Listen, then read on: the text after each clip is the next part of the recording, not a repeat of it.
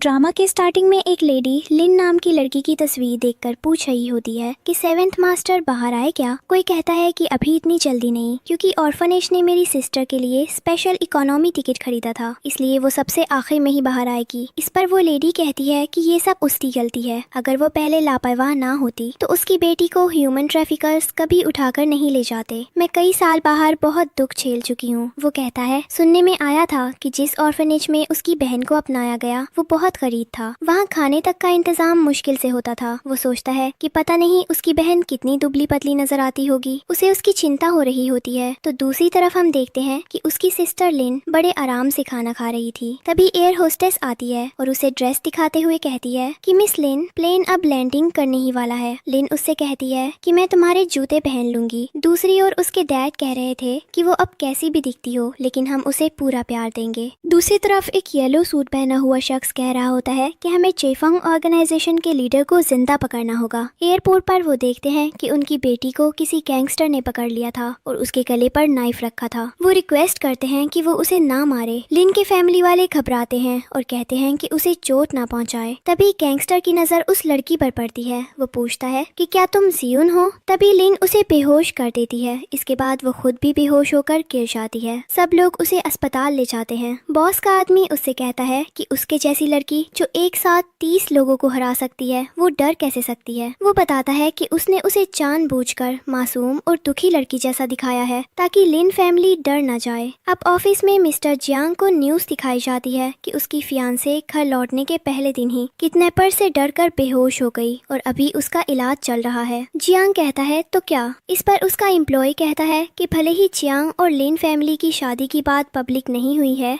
लेकिन फिर भी उसे कुछ फीलिंग्स दिखानी चाहिए। जियांग उसे बताता है कि उसे वो लड़की पसंद है जो ह्यूमन राइट्स को इग्नोर करती हो। ये अच्छी लड़की वाली वाइब उसे पसंद नहीं। तभी उसे टिकटॉक दिखता है। उसका दोस्त जिन जैंग और वो अस्पताल की तरफ जाते हैं। लिन की फैमिली कमरे में बैठी होती है। उसकी मॉम कहती है मेरी बेटी घर आई और ये सब हो गया, और रोने लगती है। इसके बाद वो सब उसे आराम करने देते हैं। तभी लिन उठकर कहती है आखिरकार सब चले गए, मैं तो सो ही जाती। अचानक उसे कदमों की आवाज सुनाई देती है और जियांग कमरे में आने वाला होता है। जैंग उसे रोक कर कहता है कि वो बेहोश है और तुम डिवोर्स एग्रीमेंट लाए हो। अब लिन उसके आंखों पर पट्टी बांधकर उससे पूछती है कि तुम कौन से प्रोफेशन के हो। जैंग भागता हुआ अंदर आता है। लिन भागकर हॉलवे में छुप जाती है। लिन शॉक्ड होती है कि वो उसका फियांसे है और सोचती है कि उसने अपने फियांसे को ही बेड पर पटक दिया। जियांग ऑर्डर देता है कि इस वार्ड की सीसीटीवी निकालो और उसे लिन की अब की एग्जैक्ट लोकेशन भी चाहिए। लिन ये सोचते हुए चल रही थी कि अच्छा हुआ वो तेज भागी, वरना उसे पता लग जाता कि उसी कमजोर और मासूम लड़की ने उस पर हमला किया है। तभी वहाँ एक कार आती है और वो उसे आवाज देकर कहते हैं कि लिन वार्ड से बाहर क्यों निकल आई और अकेले बाहर क्यों घूम रही है। लिन एक्टिंग करते हुए बताती है कि मुझे अस्पताल में अकेला मत छोड़ो, मैं बहुत डर गई थी। घर पहुँचने पर उसका भाई उसे सजाया हुआ कमरा दिखाता है और बताता है ये तुम्हारा नया कमरा है, कैसा लगा? लिन हैरान होकर उसे बताती है कि इतनी पिंक चीजें वो पहली बार देख रही है। उसका भाई बताता है कि उसकी सिस्टर ऑर्फनेज में पैच वर्क कपड़े पहनती थी, 100 घरों में खाना खाती थी, उसने कुछ अच्छा तो कभी देखा ही नहीं, और उसे इमरजेंसी ब्लैक कार्ड देता है। वो कहता है कि कल ग्रैंड फैमिली रियूनियन पार्टी है, पूरी दुनिया को बताएंगे कि हमारी लिन फैमिली की छोटी प्रिंसेस वापस आ गई है। पार्टी में जाने के लिए तुम्हें कपड़े और ज्वेलरी चाहिए, इन कार्ड से जितना चाहो खरीद लो। लिन सोचती है कि लगता है फैमिली का प्यार ऐसा होता है। उसका एक भाई कहता है चलो एक जगह दिखाता हूँ, वहाँ रेयर ज्वेलरी और कपड़े मिलते हैं। लिन मन में सोचती है कि ब्लैक मार्केट, क्या ये वही जगह नहीं जहाँ सिए जिंजी काम करता है, जो मेरा ही आदमी है? वो सोचती है अगर कोई बिना पावर वाला अंदर गया तो बुरा होगा। लिन फैमिली तो नई नई रिच हुई है,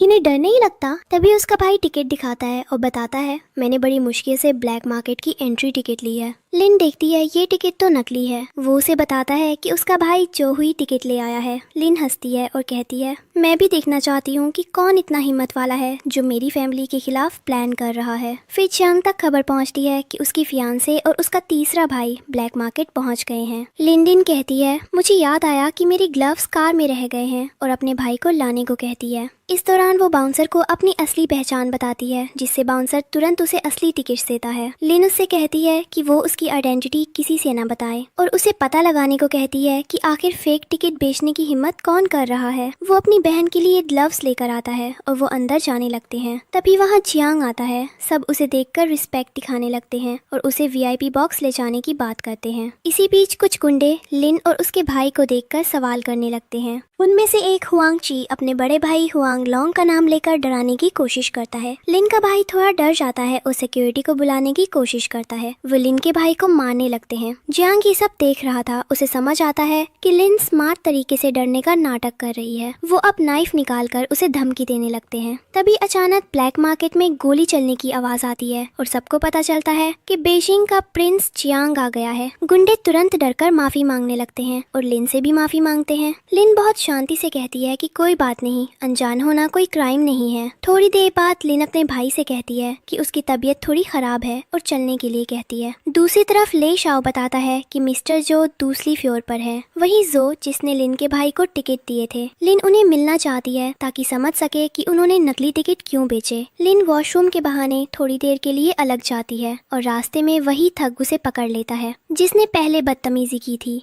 वो थग कहता है कि वो इतने लोगों के सामने उसकी बेइज्जती नहीं भूलेगा। इस बीच जियांग उसे देख लेता है। तभी लिन अपना माफिया क्वीन वाला असली रूप दिखाती है और उसे धमकाती है कि अगर उसने ज्यादा बोला तो उसके चेहरे पर गोली से निशान बना देगी। इसके बाद हुआंग लोंग अंदर आता है और अपने भाई की हालत देखकर समझ जाता है कि लिन से पंगा लेना गलत था। वो माफी मांगता है और कहता है कि अब के बाद उसका भाई लीडर के सामने नहीं आएगा। लिन कहती है कि ये तुम्हारा भाई है, अब इसे तुम खुद संभालो। हुआंग ची चीखता हुआ गिरता है और लिन वापस अपने मासूम रूप में लौटती है। वापस आते ही उसका भाई पूछता है कि इतनी देर क्यों लगी और खून की बदबू क्यों आ रही है। लिन आराम से बोल देती है कि उसे प्रॉब्लम हुई है इसलिए देर हुई। भाई तुरंत बात मान लेता है और कहता है कि पहले मिस्टर जो से मिलकर डिनर के लिए घर चलते हैं। जब वो जो से मिलते हैं तो जो खुद को बचाने के लिए बातें घुमा देता है और कहता है कि जब तुम अंदर आ ही गए हो तो साथ में एंजॉय करते हैं। इसी दौरान जियांग, यूली और जैंग भी वहाँ होते हैं। सब एक दूसरे से मिलते हैं। वो आपस में फुसफुसाते हैं कि ये फियांसे जियांग को कोई रिस्पेक्ट नहीं दे रही। कोई बोल देता है कि अगर मैं होता तो अपनी बहन भी दे देता प्यार में।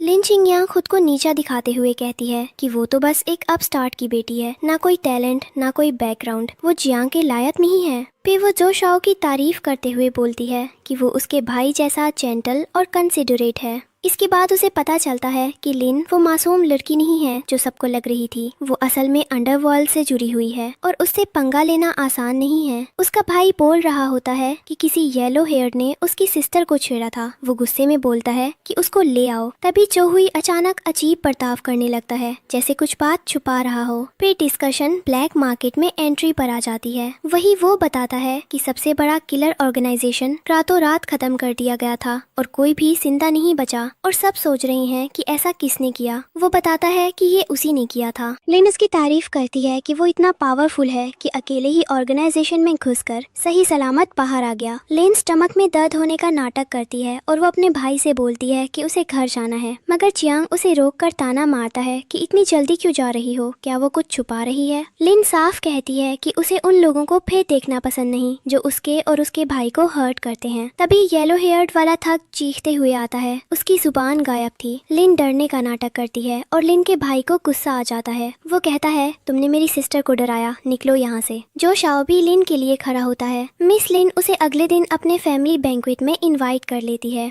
जियांग जेलस हो जाता है और कहता है कि उस पार्टी का पता लगाओ। लिन फैमिली के घर में ब्रदर्स अपनी सिस्टर की चिंता करते हैं और उसका तीसरा भाई गुंडों की लिस्ट दिखाता है जिन्होंने उसको हर्ट किया था। यहाँ पता चलता है कि कैंप के सारे लोग मारे जा चुके हैं। किसी पावरफुल ने सब खत्म कर दिया। लिन मन में समझ आती है कि ये लोग सोच रहे हैं कि ब्लैक मार्केट वाले मर्डरर हैं और ये गलतफहमी उनके लिए अच्छी है। लिन को अब सुजाकू से वीडियो कॉल आता है और वो कहती है कि कल की पार्टी में वो भी आएगी, लेकिन लिन उसे मना कर देती है। अगले दिन जो बैंक्वेट के गिफ्ट्स आते हैं वो इतने एक्सपेंसिव होते हैं कि सब शॉक हो जाते हैं। सुजाकू भी कार में पैसे रखकर पार्टी के लिए निकलती है। अब पार्टी में जियांग भी पहुंच जाता है। कोई बोलता है ये लोग डरते नहीं कि दुनिया को पता चले कि ये लोग सिर्फ नोवोरीश है। सब लिन को कोसते रहते हैं कि वो ऑर्फनेज में पली है और विलेज गर्ल है।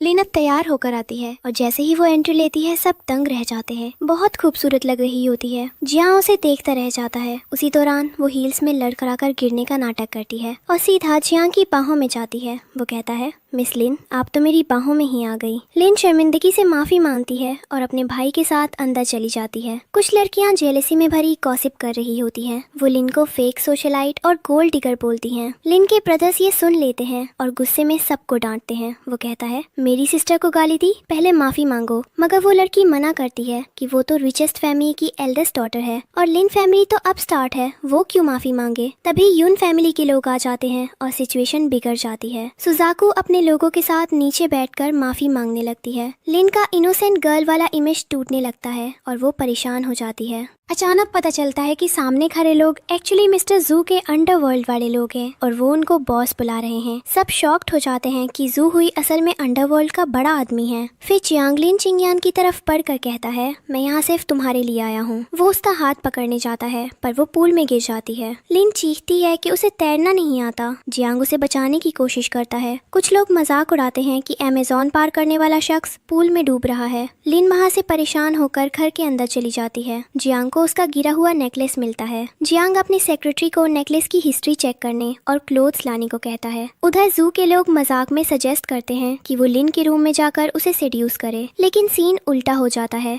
वो अंदर लिन को समझकर कमरे में घुसता है और फेक पहचान वाला जू खुद फंस जाता है। फिर लिन की असली ब्रूटल साइड सामने आती है और वो उसे पीटती है। बाहर लोग सोचते हैं कि वो फिर से मिस लिन को बुली कर रहा है। लिन के भाई कमरे में घुसते हैं और देखते हैं कि जो आधा मरा पड़ा है। लिन चिंगी रोते हुए कहती है, वो मेरे कमरे में मुझे हर्ट करने आया। फिर उसने खुद ही अपनी 2 पर्सनैलिटीज में लड़ाई शुरू कर दी। मिसेस जो गुस्से में चिल्लाती है कि लिन ने ही उसे सेड्यूस करने की कोशिश की होगी। वो लिन को ही भला बुरा कहती है और उसे इसकी जिम्मेदारी लेने को कहती है। वो लिन को उसे अस्पताल में ले जाने के लिए कहती है और उससे माफी मांगने को कहती है। लिन बोलती है कि सिर्फ मरे हुए लोग ही सिर झुकाते हैं। मिसेस जो उसे कहती है कि तुम मेरे बेटे को कैसे कोस सकती हो। वो कहती है कि सिर्फ घुटनों पर गिरकर माफी मांगना काफी नहीं है। वो चाहती है कि लिन फैमिली की इज्जत मिटा दी जाए और लिन उसके बेटे की नौकरानी बनकर रहे। तभी लाओसान लिन को पकड़कर ले जाने लगता है। मिसेस जो कहती है कि अगर वो उसे छोड़ना चाहते हैं तो उसके तीनों भाई घुटनों पर गिरे। लिन कहती है उन्हें इस लेडी के आगे झुकने की जरूरत नहीं है, पर उसका भाई बताता है कि हमारी फैमिली नहीं है और जो की फैमिली ताकतवर। उसका बड़ा भाई कहता है कि बस माफी के लिए सिर झुकाना है, मैं तैयार हूँ। तभी लिन जोने लगती है। तभी अचानक जियांग आता है और कहता है, अब तो मैं ही उसे मारने वाला हूँ, बताओ कैसे मुआवजा चाहिए। सभी लोग हैरान रह जाते हैं कि विलेज की ये लड़की जियांग की मंगेतर है। लोग फुसफुसाने लगते हैं, जियांग कैसे उसके लिए झुक गया।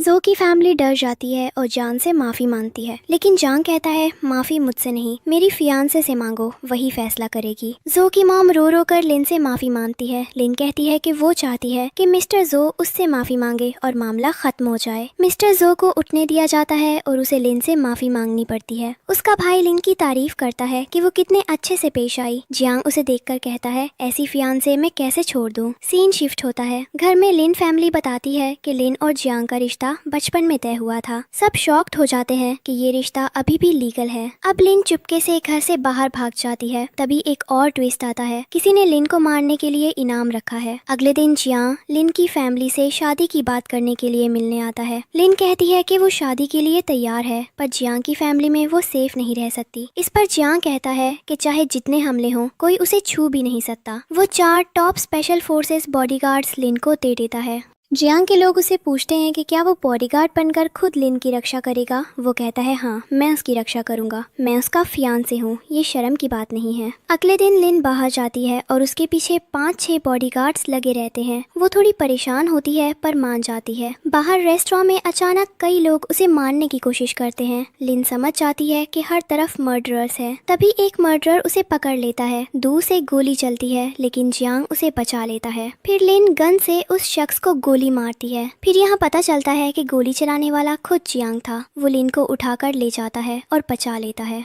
सुबह लिन थोड़ा कंफ्यूज रहती है। जियांग कहता है तुमने रात को मुझे परेशान किया, मैं मना कर रहा था और तुम जबरदस्ती मेरे साथ सोना चाहती थी। लिन की हालत खराब हो जाती है, उसे समझ नहीं आता कि उसके साथ क्या हुआ और आखिर में वहाँ से चली जाती है। तभी जियांग को उसके ग्रैंडफादर का फोन आता है। वो उनसे पूछता है कि क्या उन्होंने इनाम का ऑर्डर जारी किया था। उसके ग्रैंडफादर कहते हैं कि क्या ऑर्गेनाइजेशन ने ये नहीं कहा कि वो ऑर्डर देने वाले को सीक्रेट रखेंगे। जियांग बताता है कि वो उन्हें इस तरह मजबूर नहीं कर सकते। बाद में घर वाले उसे ढूंढ रहे होते हैं और लिन बहाना बना देती है कि वो ऊपर सो रही थी। उसका भाई कहता है कि उसे तो बेड खाली मिला था। वो बताती है कि वो इस घर में नहीं है, इसलिए वो गलत कमरे में चली गई होगी। अगले दिन लिन को कियोतो ले जाया जाता है। कियोतो पहुंचकर लिन को मर्डर की और बड़ी साजिशों का पता चलता है। जियांग को उसके ग्रैंडफादर फोन करके पूछते हैं कि क्या लिन कियोतो आ गई है, उसे जल्दी से ले आओ, उसकी फैमिली उसका इंतजार कर रही है और वो खुद उसका ध्यान रखेगा। इसके बाद हम मिस हान को देखते हैं। उसे कहा जाता है कि जियांग अपने बचपन में तय की गई शादी के लिए तैयार है। हान की दोस्त बताती है कि लिन एक रिच फैमिली की बेटी है जिसे अनाथालय से वापस लाया गया था। चाहे वो उस फैमिली से हो, लेकिन कोई भी मिस हान के पैरों की उंगली से भी कंपेयर नहीं कर सकता। ऐसे अपस्टार्ट की तुलना मिस हान से कैसे हो सकती है। वो कहती है कि शायद जियांग उसके डैड की वजह से ऐसा कर रहा होगा। उसने बड़ी मुश्किल से उसे वापस लाया है। जब उसे लिन और उसके बीच का फर्क पता चलेगा तो लिन जियांग को उसके लिए छोड़ देगी। उसकी दोस्त कहती है कि पूरे कियोतो में मिस हान जैसी लड़की ही सिर्फ जियांग के लायक है। तभी उन्हें सुनाई देता है कि जियांग लौट रहा है। वो उसे मिलने के लिए जाती है।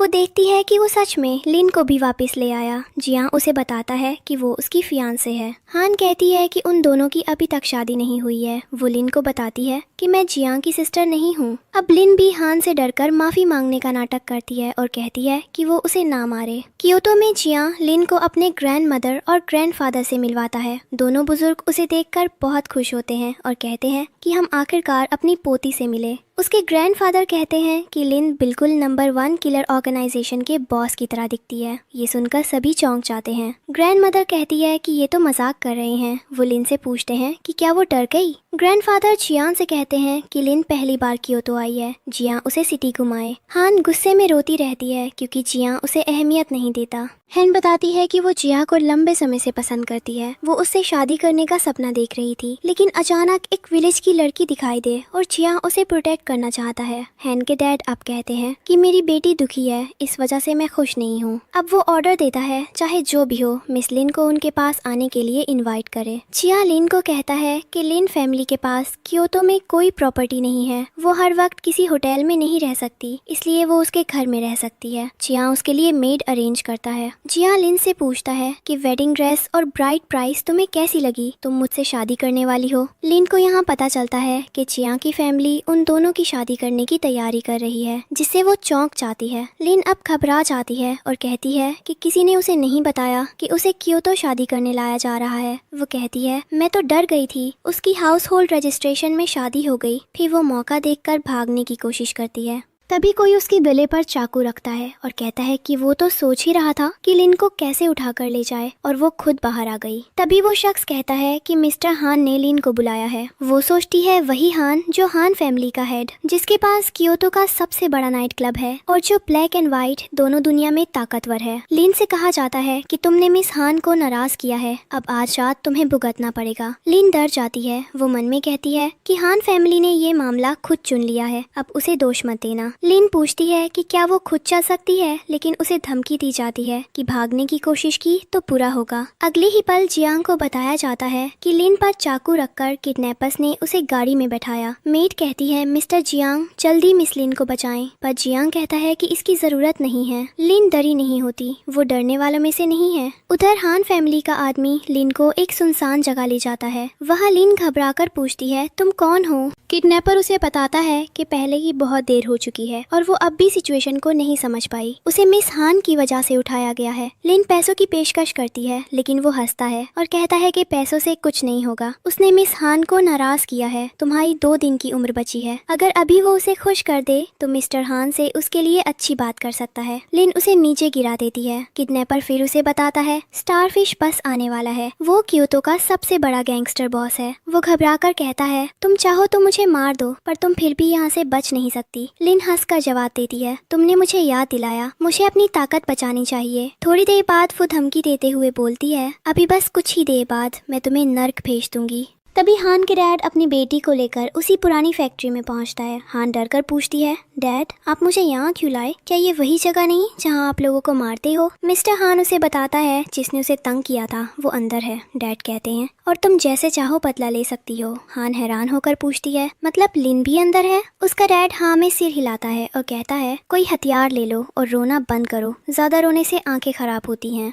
हान हंसकर कहती है, मुझे पता है डैड, आप मेरे लिए सबसे बेस्ट हो। इसके बाद हान गुस्से में चिल्लाती है, लिन अब तुम नर्क में जाओ, तुमने मेरे चियांग को चुराया, मुझे बदनाम किया। अब वो बैग खोलने का ऑर्डर देते हैं लेकिन अंदर गलत शख्स निकलता है। वो घबरा जाती है, ये लिन नहीं है। तभी सामने से लिंग की आवाज आती है, तुम लोग मुझे इतना ढूंढ रहे थे? और हान को ताना मारती है, सिर्फ बच्चे ही अपने डैड के पास जाकर रोते हैं। गुस्से में हान कहती है, इसे पकड़ो, आज मैं इसे सबक सिखाऊंगी। वो खुद आगे बढ़ती है लेकिन कुछ देर में ही लिन उसके सारे बॉडीगार्ड्स को गिरा देती है। हान हैरान रह जाती है और कहती है, ये कैसे हो सकता है? ये सब स्पेशल फोर्सेस वाले हैं। उसके डैड शांत आवाज में कहते हैं, ये स्किल किसी आम अमीर लड़की की नहीं होती। हान गुस्से में बोलती है, 2-4 बॉडीगार्ड्स को हराने में क्या खास बात है? हमारे घर में ऐसे बहुत लोग हैं। वो डैड को चिल्ला कर कहती है, डैड सारे नाइट क्लब वाले बॉडीगार्ड्स को बुलाओ। लेकिन फोन पर जवाब आता है, हम नहीं आ सकते, हान ग्रुप खत्म हो गया है। मिस्टर हान ये सुनकर दंग रह जाता है। यहाँ पता चलता है कि सारे गुंडों ने हान फैमिली के नाइट क्लब पर कब्जा कर लिया, सबको बाहर निकाल दिया और नए ओनर को बिठा दिया। हान रोने लगती है, अब नाइट क्लब नहीं तो हान ग्रुप नहीं तो मैं अब अमीर लड़की भी नहीं रही।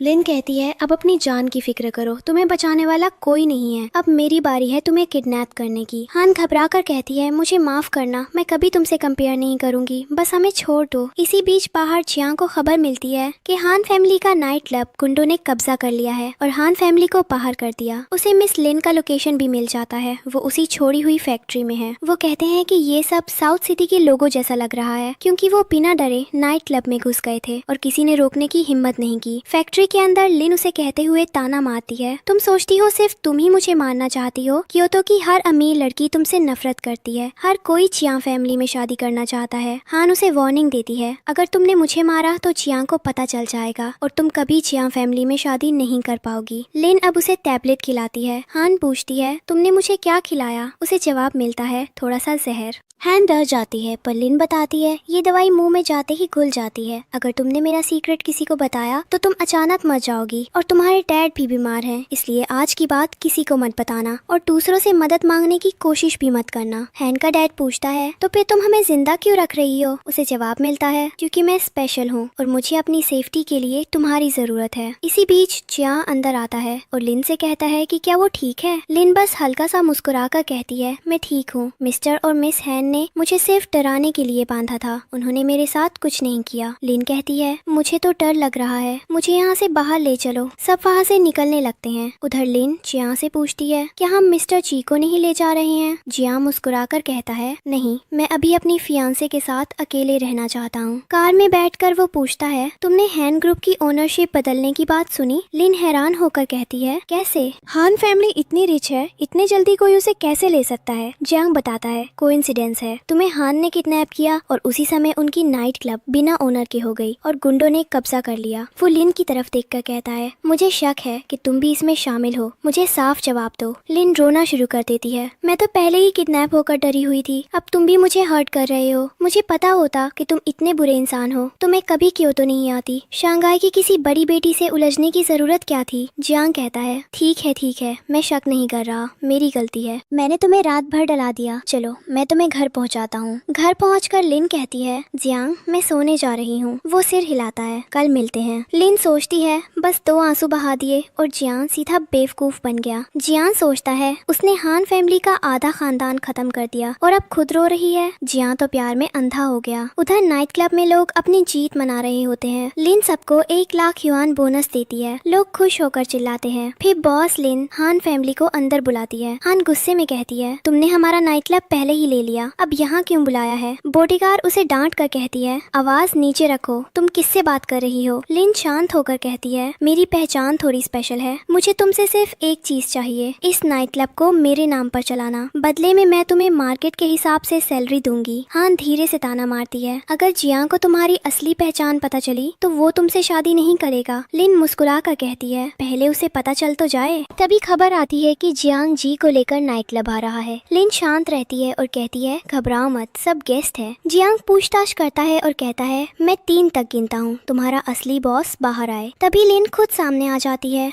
जियांग कहता है मुझे पता चला है कि हान ग्रुप एक ही लात में गिर गया और तरीका बहुत साफ और खतरनाक था। मैं जानना चाहता हूँ कि इसके पीछे कौन है। लिन हंसकर कहती है गिरा नहीं, ये हान फैमिली और हमारे बीच समझौता था, हम दोस्त हैं। हान डरकर हाँ में सिर हिलाती है। इस दौरान कुछ लोग लिन और जियांग की सगाई की बुरी बातें करते हैं। मिस लिन तो रात भर किडनैप रही, पता नहीं उसके साथ क्या हुआ होगा। जियांग सुनते ही सबको पीटता है और कहता है मेरी फियांसे के बारे में एक बात भी मत बोलना। फिर अनाउंस करता है 3 दिन बाद मैं लिन से धूमधाम से शादी करूंगा। उसका पास्ट, उसकी पहचान कुछ भी हो, ये वही लड़की है जिससे मैं जिंदगी भर शादी करना चाहता हूँ। जियांग कहता है मेरी फियांसे घर पर इंतजार कर रही है, मैं जा रहा हूँ। यहाँ से घर पहुँचने में सिर्फ 20 मिनट लगते हैं। रात को जियांग अपनी फियांसे के कमरे में जाता है। लिन बेड पर उसे देखकर कहती है इतनी देर हो गई, तुम सोए क्यों नहीं? जियांग कहता है ये सवाल मैं तुम्हें पूछूं? तुमने कहा था कि तुम सो चुकी हो। लिन घबरा कर जवाब देती है आज बहुत कुछ हुआ, आंख बंद करती हूँ तो किडनैपर्स याद आते हैं, इसलिए नींद नहीं आ रही। जियांग मेड से कहता है लिन के लिए दूध लाओ। लिन पूछती है तुम इतनी रात को आए क्यों? जियांग उसके पास बैठकर कहता है कल हम लिन फैमिली को क्योतो लेकर जा रहे हैं, बस तुम्हें याद दिलाने आया था। लिन हाँ कह देती है, लेकिन जियांग हंसकर कहता है कि उसने ये पूछा ही नहीं कि क्यों लाना है। लिन समझ जाती है कि उसकी शादी वाला सीक्रेट लगभग खुल गया है।